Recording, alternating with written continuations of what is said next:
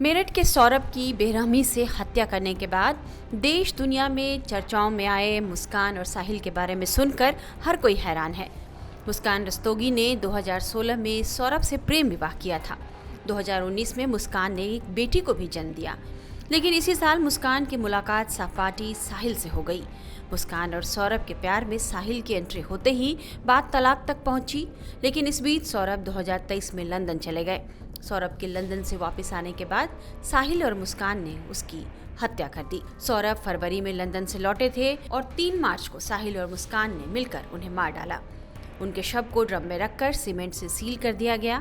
सौरभ की हत्या करने के बाद पत्नी मुस्कान और प्रेमी साहिल सलाखों के पीछे हैं। जिस मुस्कान के पीछे साहिल ने सौरभ की हत्या कर दी, उसी साहिल ने अब संभवतः जेल में अपना पैंतरा बदल लिया है। समझा जा रहा है कि उसने सौरभ की हत्या का सारा दोष मुस्कान पर मढ़ दिया है। ऐसा साहिल की नानी के बयान से समझा जा रहा है, जो 26 मार्च को मेरठ जेल में साहिल से मिलने पहुंची थी। नानी जब साहिल से मिलने जा रही थी तो उन्होंने कुछ और कहा, लेकिन जब वे आधे घंटे बाद साहिल से मिलकर लौटी तो उनका बयान बदल चुका था। हम आपको बारी बारी से नानी का दोनों बयान सुनाएंगे। पहले सुनिए जेल में साहिल से जब नानी मिलने जा रही थी तो उन्होंने क्या कहा था। साहिल शुक्ला से। साहिल से? हाँ।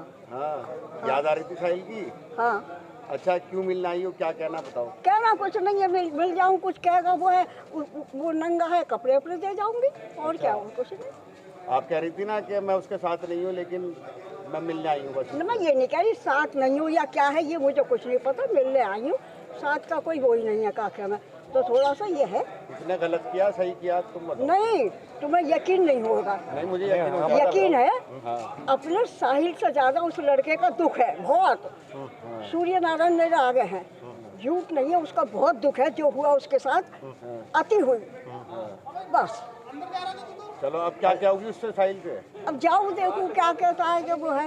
अब जो कुछ लाई हूँ कपड़े उपड़े दे दूँ। अच्छा, कपड़े और क्या लाई हो उसके लिए? और एक नमकीन का वो लाई हूँ। अच्छा। और वो लाई क्या कहाँ सामान तुम्हारा?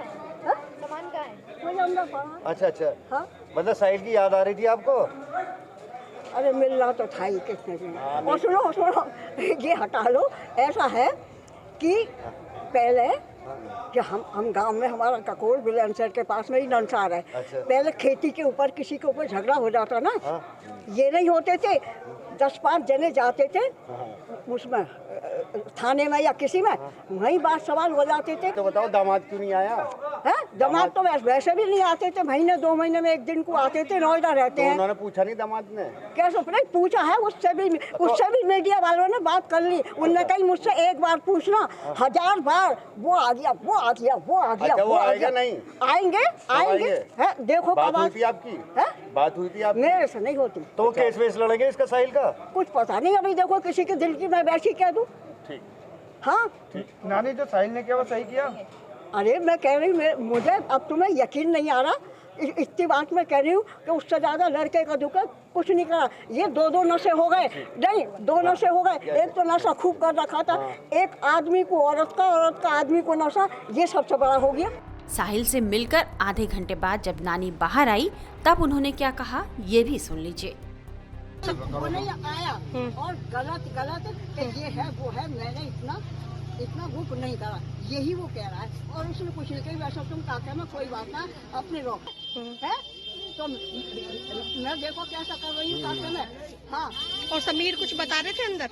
साहिल ने कुछ बताया? मुझे नहीं बताया। खाना वाना मिल रहा है, कोई दिक्कत तो नहीं हो रही? मुस्कान से भी मुलाकात हुई आपकी? वो तो अगर नहीं भी होगा ना, वो मुझसे तो यही कहेगा कोई मुझे परेशानी नहीं है। अच्छा। मैं नानी हूँ, मुझे पता है काका में, तो ये अगर कोई परेशानी होगी तो मुझसे नहीं, मुझे नहीं कहेगा, मैं ठीक हूँ। कोई एक आध बात तो बताई होगी उन्होंने? नानी नानी, मुस्कान से मिलना चाहा आपने? क्यों? मैंने तो शुरू में ही ना देखी, वो कभी नहीं देखी। पहले से पसंद नहीं रही? नहीं, मैं कभी नहीं देखी ना, मुझे पहचान नहीं सकती कि ये मुस्कान है या ये है।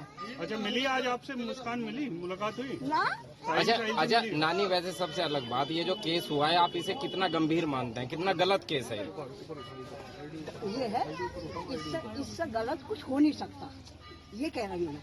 पर कैसे क्या करा, इसमें मैं कंफ्यूज हूँ। कैसे क्या हुआ, क्यों उसके आदमी से साहिल को क्या परेशानी हुआ, और जो भी कुछ ये रचना रची है है सब लड़की। लड़की नहीं, मुस्कान नहीं कराया ये सब कुछ। जो भी कुछ करा। नानी, एक इसमें जो बात हो रही थी कि जो साहिल के जो नाना हैं वो कोई तंत्र क्रिया करते थे, आप तो उनके साथ जुड़े रहे हैं। साहिल के नाना है नहीं, साहिल का कोई मामा नहीं है, 2 मामा के मर गए, साहिल का कोई नहीं है। ये तो उस लड़की का है कोई, वो करते थे। अच्छा, तंत्र मंत्र मैं कह रही हूँ, तुम एक से एक तंत्र मंत्र को बुला लो, अगर कोई मुझे कुछ कर जाए तो तुम कहना देखो तुम्हारे साथ क्या हुआ। तो किसी की नहीं है, वही है, वही जो राम रसीदा था। और किसी के तकदीर की कोई पढ़ नहीं सकता, कोई मिटा नहीं सकता जो लिखा है। क्या सजा मिलनी चाहिए अब? पैदल साहिल और मुस्कान को क्या सजा मिलनी चाहिए? इतना बड़ा हत्याकांड किया है। ये इतनी बड़ी कोर्ट है, इतने वकील है, वही फैसला लेंगे। आपको क्या लग रहा है क्या होना चाहिए? नहीं इतनी नहीं है। मैं जो तुम पूछ रहे हो वो मेरे उसमें नहीं है।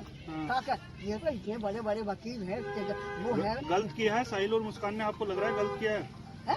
गलत किया है साहिल और मुस्कान ने, लग रहा है आपको? एक तो गलती करी है, उसके बाद भी अति गलती करी है। अति गलती करी है। हाँ। नानी, उसके साहिल के कमरे पर जो चित्र हैं, लोगों ने बताया कि ये तंत्र से जुड़े हैं, उनकी क्या सच्चाई है? सांप साहिल के साथ रहती थी।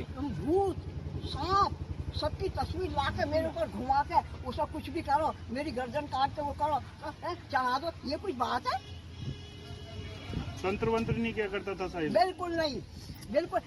सिर्फ एक उससे बस, और कुछ नहीं। किसी को नहीं मानता था, किसी को नहीं, एक वो तो भोले को ही मानता, भोले बाबा को मानता था। अब भोले की तस्वीर है, वो किसी कारण से तस्वीर बनाने में क्या है? वो फेल सीन है, कैसे बना दो, कैसे कर दो, उससे क्या हो रहा है? इस बीच मुस्कान और साहिल को सरकारी वकील मुहैया करा दिया गया है। रेखा जैन मुस्कान और साहिल का केस लड़ेंगी। दोनों आरोपियों को सरकारी वकील इसलिए दिया गया है क्योंकि मुस्कान और साहिल के परिजनों ने अभी तक उनका केस लड़ने के लिए कोई वकील नियुक्त नहीं किया है, इसलिए दोनों ने सरकारी वकील देने की गुहार लगाई थी। दोनों आरोपियों को सरकारी वकील क्यों दिया जा रहा है, इस संबंध में मेरठ विधिक सेवा प्राधिकरण के सचिव उदयवीर सिंह ने पूरी जानकारी दी है। उनसे बात की हमारे संवाददाता नईम सैफी ने। सौरभ हत्याकांड में मेरठ जेल में बंद मुस्कान और साहिल ने मेरठ जिला जेल के वरिष्ठ जेल अधीक्षक से सरकारी वकील की डिमांड की थी और उस डिमांड को मेरठ जेल ने मेरठ कोर्ट के अंदर भेजा। हमारे साथ उस जो मांग थी सरकारी वकील की, जो सेक्रेटरी हैं जिला विधिक सेवा प्राधिकरण के सेक्रेटरी उदयवीर सिंह, इस बातचीत करने के लिए मौजूद है। क्या इनके पास मांग आई है और उसके बाद में क्या इन्होंने एक्शन लिया है, क्या सरकारी वकील मुहैया कराया जाएगा और सरकारी वकील किस तरीके से इस केस को लड़ेगा। स्वागत है आपका टाइम्स नौ नवभारत। जो जेल से आपके पास किस तरीके का पत्र आया है, उस पत्र में क्या लिखा गया है? बंदी जो भी कारागार में बंद होते हैं, जिनको निःशुल्क विधिक सहायता की आवश्यकता होती है, जिला कारागार के माध्यम से जिला विधिक सेवा प्राधिकरण के कार्यालय में आता और हमारे पास जिन मामलों की आप बात कर रहे हैं, जिन आरोपियों की बात कर रहे हैं, उनका भी प्रार्थना पत्र आया है और उनको क्या कहते हैं निःशुल्क विधिक सहायता प्रदान करने के लिए हमारे मेरठ के एलडीसी सिस्टम की chief legal aid defence counsel Shrimati Rekha Jain ji को नामित किया गया है। तो रेखा जैन जी किस तरीके से केस लड़ेंगी? अब वो उनसे जो आरोपी हैं मुस्कान और साहिल, उनसे मिलने जेल जाएंगी, वो किस तरीके से वकालतनामा साइन होगा? इस पूरे मामले में कहीं कोई फ़ीस किसी तरह का, जो जैसे फ़ोटो, किसी भी चीज़ का कोई ख़र्चा उनसे लिया जाएगा? ये विधिक सेवा बिल्कुल निःशुल्क है और उनसे कोई भी फीस चार्ज नहीं होती है, किसी भी बंदी से कोई चार्ज नहीं होती है। और जो भी हम फ्री लीगल एड किसी भी व्यक्ति को भी प्रदान करते हैं वो सब निःशुल्क होती है। और ट्रायल कैसे लड़ेंगे, क्या करेंगे, ये एक अधिवक्ता काम है। वो जाएंगे, बंदी से मुलाकात भी करेंगे और उनका जमानत प्रार्थना पत्र है और ट्रायल लड़ना जो भी काम होगा उसके लिए क्या कहते वो निःशुल्क विधिक सहायता उपलब्ध कराएंगे। जिस तरीके से ये केस बहुत ज़्यादा हाईलाइट है, इसके अंदर पूरे देश के अंदर चर्चा का विषय बना हुआ है। इस केस के अंदर ये जैसे सरकारी वकील है मुस्कान का और साहिल का ये केस लड़ती हैं, तो उस केस लड़ने के दौरान इनको पता चलता है कि ये दोनों हत्यारे हैं, तो उस कंडीशन के अंदर भी उनको बचाने की कोशिश करेंगी रेखा जी? देखिए, न्याय प्रशासन का सिद्धांत ये है कि किसी भी व्यक्ति को इस कारण से न्याय से वंचित ना हो जाए कि उसके पास विधिक सहायता नहीं थी। ठीक है, न्यायालय का काम है दोनों पक्षों को सुनना और अगर एक व्यक्ति के पास विधिक सहायता नहीं है तो उसकी सुनवाई नहीं हो सकती है। ये प्राकृतिक न्याय का भी सिद्धांत है कि न्यायालय दोनों पक्षों को सुने तो अगर उसके पास विधिक सहायता नहीं है तो उसको प्राकृतिक न्याय से और न्याय के अपने अधिकार से वंचित हो जाएगा। केवल बात इतनी सी है।